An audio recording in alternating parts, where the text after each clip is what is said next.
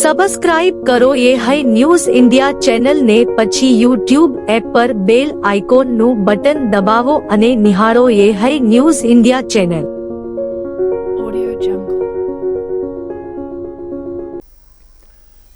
વાવ થરાદ જિલ્લાની સ્થાનિક સ્વરાજ્યની ચૂંટણી નજીક આવતા જ થરાદમાં રાજકીય માહોલ ગરમાયો છે. આ દરમિયાન થરાદ ખાતે કોંગ્રેસ દ્વારા લોકશાહી બચાવો કાર્યક્રમ અંતર્ગત ધરણાનું આયોજન કરવામાં આવ્યું હતું, જેમાં મોટી સંખ્યામાં કાર્યકરો ઉમટી પડ્યા હતા. થરાદ કોંગ્રેસ સમિતિએ આક્ષેપ કર્યો કે વહીવટી તંત્ર અને પોલીસ દ્વારા કોંગ્રેસના ઉમેદવારો પર દબાણ કરી ઉમેદવારી ફોર્મ પરત ખેંચાવવાના પ્રયાસ કરવામાં આવી રહ્યો છે. આ મુદ્દે વિરોધ પણ નોંધાવવામાં પાર્ટીએ ધરણા કાર્યક્રમ યોજ્યો હતો. આ કાર્યક્રમમાં કોંગ્રેસના દિગ્ગજ આગેવાનો, યુવા કાર્યકરો અને મહિલા કાર્યકરો મોટી સંખ્યામાં હાજર રહ્યા હતા. કાર્યક્રમ દરમિયાન કાર્યકરોએ સૂત્રોચ્ચાર કરી પોતાના રોષની અભિવ્યક્તિ કરી હતી. કોંગ્રેસ પ્રમુખે આક્ષેપ કરતા જણાવ્યું હતું કે ભાજપ હારના ડરથી સરકારી મશીનરીનો દુરુપયોગ કરી રહી છે. તેમણે વધુમાં કહ્યું કે જનતા હવે બધું સમજી ગઈ છે અને આ વખતે ચૂંટણીમાં ભાજપના સુપડા સાફ કરી નાખશે. ધરણા કાર્યક્રમના કારણે થરાદમાં રાજકીય ચહલપહલ તેજ બની છે અને હવે ચૂંટણીમાં આ આરોપ પ્રત્યારોપ વચ્ચે મતદારો કઈ દિશામાં મત આપે છે, જે જોવું રસપ્રદ રહેશે. સ્થાનિક સ્વરાજ્યની ચૂંટણી યોજાઈ રહી છે, ત્યારે આ ભાજપ સરકાર અને વહીવટી તંત્ર ખુલ્લેઆમ દમન ગુજારી રહી છે. કોંગ્રેસ પાર્ટીના ઉમેદવારોને પોલીસ દ્વારા ધાક ધમકી આપી રહ્યા છે. એમને ફોસલાવી અને કોઈ ફોર્મ પાછો ખેંચાવવાની પ્રક્રિયામાં અધિકારીઓ લાગેલા છે. એમને ધમકાવવાની જે કોઈ કરવાનું થાય એ પણ કરી રહ્યા છે. ત્યારે આ ગુજરાત પ્રદેશ કોંગ્રેસ પાર્ટી દ્વારા આજે લોકશાહી બચાવો કાર્યક્રમ પૂરા ગુજરાતની અંદર યોજાઈ રહ્યો છે.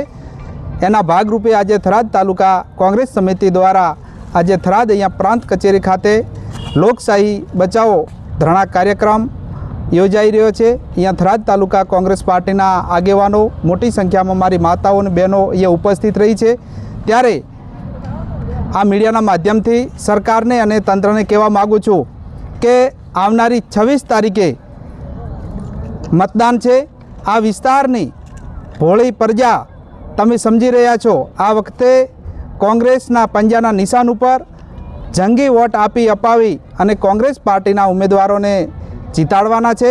આ બોખલાયેલી સરકાર અને અહીંયાના સ્થાનિક નેતાઓ બોખલાણા છે, ત્યારે આ વિસ્તારના કોંગ્રેસ પાર્ટીના આગેવાનોને તોડવાનો પ્રયત્ન કરી રહ્યા છે. જ્યારે 28 તારીખે રિઝલ્ટ આવવાનું છે, ત્યારે કોંગ્રેસ પાર્ટીનો અહીંયા ઝંડો લહેરાવાનો છે અને ભારતીય જનતા પાર્ટીના સુપડા સાફ થઈ રહ્યા છે એવો સ્પષ્ટ અહીંયા લોકો અને અમને કોંગ્રેસ પાર્ટીના આગેવાન તરીકે અમને સંપૂર્ણ પૂરો વિશ્વાસ અને ભરોસો છે. અહીંયા અમારે ગુજરાત પ્રદેશ કોંગ્રેસ પાર્ટીએ અહીંયા આ પૂરા ગુજરાતની અંદર આજે આ ધરણા પ્રદર્શનનો કાર્યક્રમ કરેલો છે. એમાં કોઈ પરમિશન લેવાની નથી, પણ છતાં અમે અહીંયા અમારા કોંગ્રેસ પાર્ટીના આગેવાનોના કહેવા મુજબ પરમિશન લેવામાં આવી છે. જે રીતે વાવથરા જિલ્લા કલેક્ટર દ્વારા જાહેરનામું પ્રસિદ્ધ કરવામાં આવ્યું છે કે કચેરી તેમજ 200 મીટરના ઘેરાવામાં કોઈ પણ પ્રકારના ધરણા કાર્યક્રમ કરી શકાશે નહીં. સાથે જ આચારસંહિતા પણ છે અને અત્યારે ધરણા કાર્યક્રમ કર્યો છે, કાયદાનો ઉલ્લંઘન છે કે નથી? બિલકુલ, અમે કોઈ એવો ઉલ્લંઘન કર્યું નથી. અમારે કોઈ સરકાર કે તંત્રને કોઈ અમારે તોડફોડ કે બીજું કશું એવું છે ને. અમે ગાંધી જિંદા માર્ગે અહીંયા બેસી અને ધરણાનો કાર્યક્રમ કરી રહ્યા છીએ. વાવથરાદ જિલ્લાના દિયોદર તાલુકાના વડિયા ગામેથી મહત્વપૂર્ણ રાજકીય સમાચાર સામે આવ્યો છે. સ્થાનિક સ્વરાજ્યની ચૂંટણી પૂર્વે યોજાયેલી કોંગ્રેસની જંગી જાહેર સભામાં માળી સમાજના આગેવાનો સહિત 50થી વધુ ભાજપના કાર્યકરોએ કોંગ્રેસ પક્ષનો હાથ પકડી લીધો છે. આ સભામાં ખાસ કરીને માળી સમાજના પૂર્વ પ્રમુખ દેમાજી માળી, પૂર્વ ડેપ્યુટી સરપંચ વરદાજી માળી સહિત અનેક કાર્યકરોએ કોંગ્રેસનો ખેસ ધારણ કર્યો હતો. ભાજપના ગઢ તરીકે ઓળખાતા વડિયા ગામમાં થયેલી આ મોટી રાજકીય હલચલને મહત્વપૂર્ણ માનવામાં આવી રહી છે. કાર્યક્રમમાં કોંગ્રેસમાં પૂર્વ ધારાસભ્ય શિવાભાઈ ભુરિયા, કોંગ્રેસ પૂર્વ પ્રમુખ ભરતસિંહ સોલંકી, કોંગ્રેસ પ્રમુખ ઉમેદભાઈ પટેલની ઉપસ્થિત રહી હતી. તેમની હાજરીમાં ભાજપથી નારાજ કાર્યકરોએ ખુલ્લેઆમ કોંગ્રેસમાં જોડાવાનો નિર્ણય લીધો હતો. સ્થાનિક રાજકીય વિશ્લેષકો માને છે કે દિયોદર વિસ્તારમાં ભાજપથી કોંગ્રેસ તરફ કાર્યકરોનું વધતું વલણ આગામી ચૂંટણીઓમાં અસરકારક સાબિત થઈ શકે છે. ભાજપ માટે આ ઘટનાને ચેતવણી રૂપ માનવામાં આવી રહી છે, કારણ કે ગઢ ગણાતા વિસ્તારમાં જ ભંગાણના સમાચાર સામે આવે છે. આ સમગ્ર ઘટનાએ દિયોદર સહિત વાવ-થરાદ વિસ્તારમાં રાજકીય ગરમાવો વધારી દીધો છે. હું માળી સમાજના પૂર્વ પ્રમુખ તરીકે મારા ગામનો અને નોખા અને મોનપરા મારા ગામના અત્યારે 100 થી 200 માણસો કોંગ્રેસને જોડાણા. હું ભાજપમાં હતો, પણ ભાજપમાંથી અમારી અવગણના થઈ છે એટલે અમે કોંગ્રેસને જોડાવણા હતા.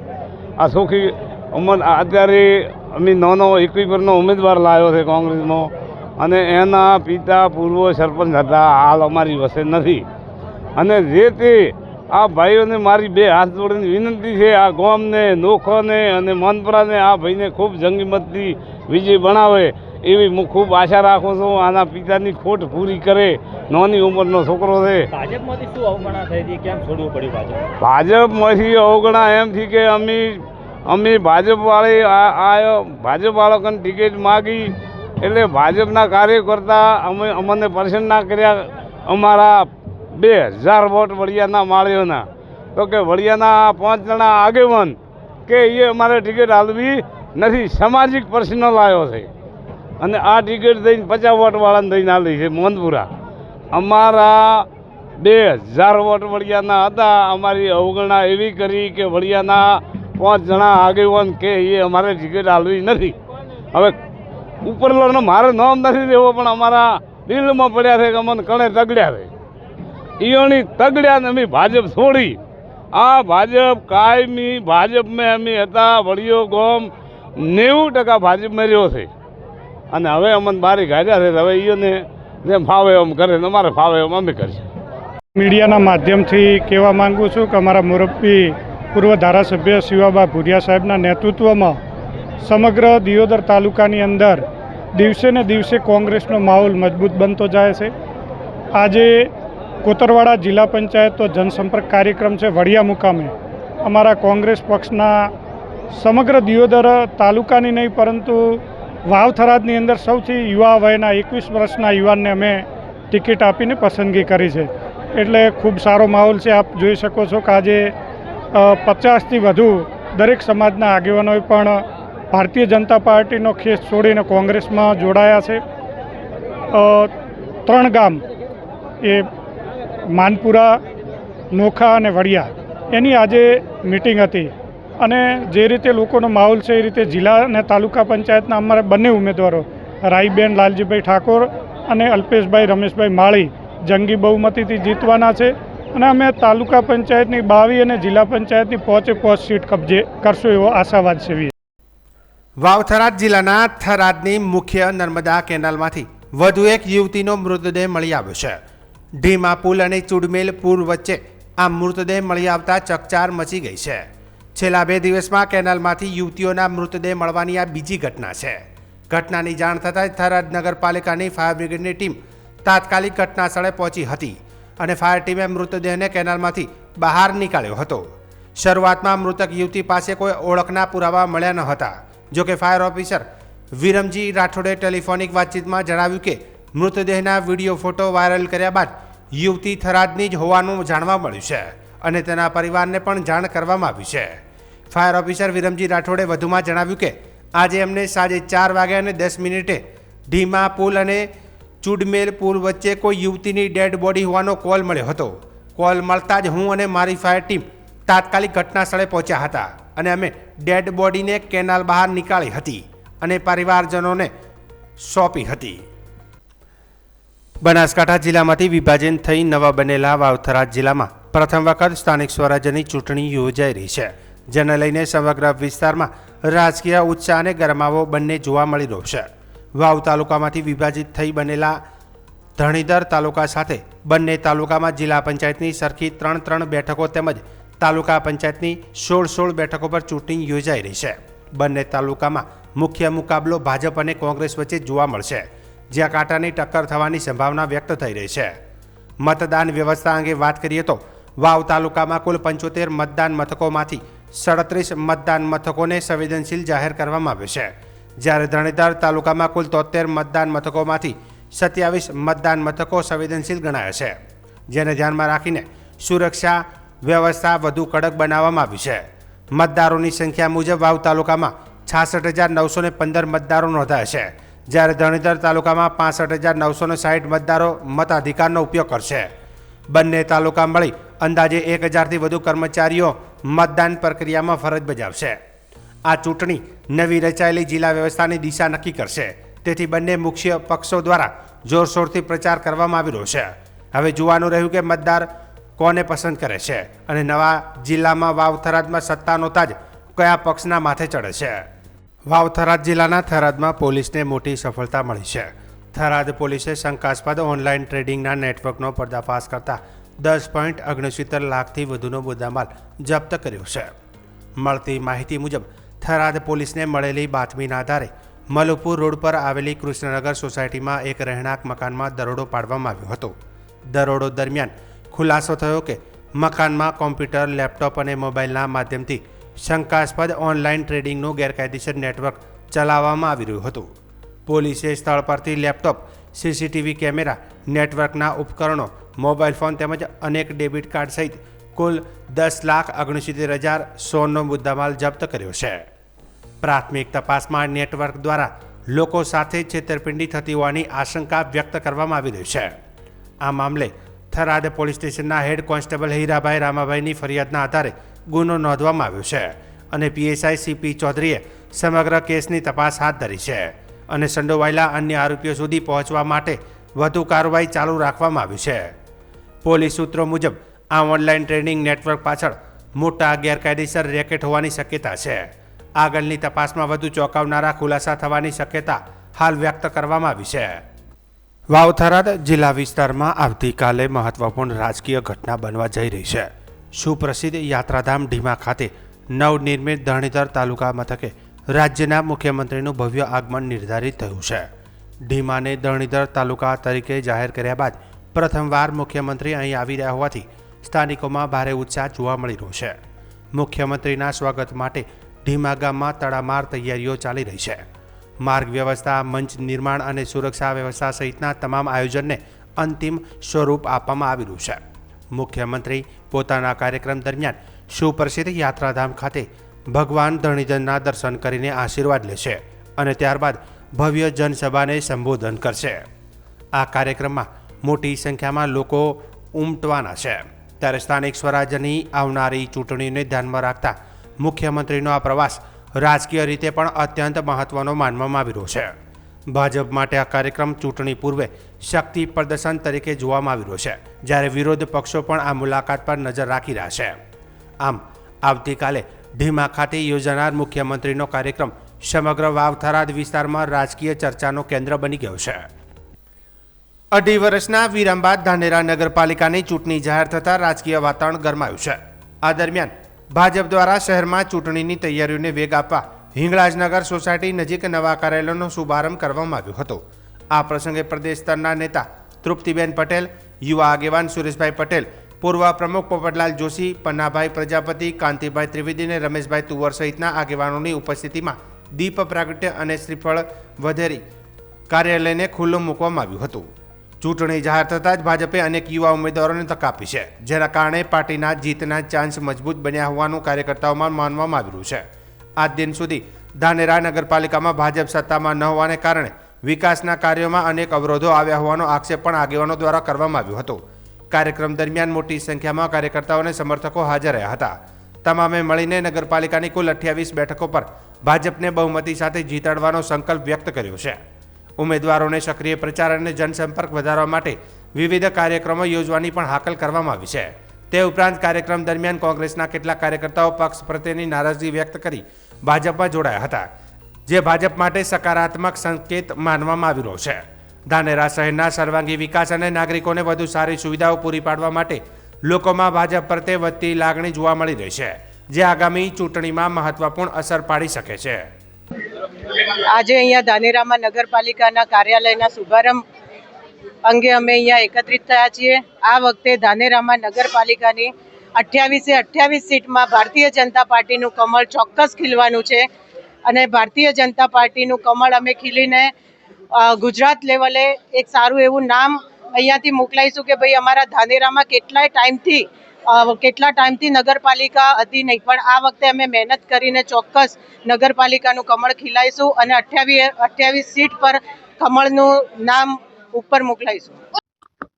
વાવ તાલુકા પંચાયતની 16 બેઠકો માટે 36 ઉમેદવારો મેદાનમાં છે, જેમાં મુખ્ય લડાઈ કોંગ્રેસ અને ભાજપ વચ્ચે છે. તો કેટલીક બેઠક પર આમ આદમી પાર્ટીએ પણ પોતાના ઉમેદવારો ઉતાર્યા છે.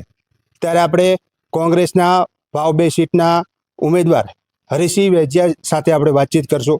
સાહેબ, પહેલાં તો નમસ્કાર. નમસ્કાર. આભાર. અમારે યે ન્યૂઝ ઇન્ડિયામાં આપનું સ્વાગત છે.